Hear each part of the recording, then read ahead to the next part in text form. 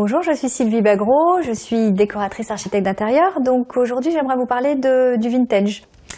Voilà, donc une autre façon de donner une touche vintage à votre intérieur. Donc après avoir parlé de mobilier, de peinture, maintenant on va parler de papier peint.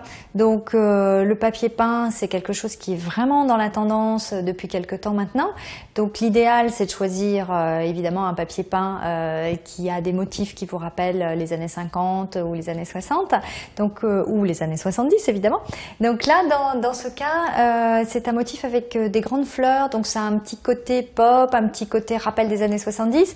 Bon, il est pas authentique vintage, il a été modernisé, donc c'est ce qui lui donne un petit côté contemporain avec les tons que j'ai choisis. Donc ça permet de s'adapter au noir de l'escalier et vous pouvez surtout l'associer à une touche de couleur dont on a parlé tout à l'heure. Donc ça, c'est quelque chose qui est très amusant parce que vous pouvez soit choisir un papier peint assez neutre comme celui-ci et apposer donc un mur rouge, un mur bleu comme on l'a vu tout à l'heure, ou bien sinon choisir d'autres papiers peints. Ça veut dire des papiers peints différents avec des motifs plus géométriques, avec des couleurs un petit peu pop, des couleurs pop, des couleurs flashy.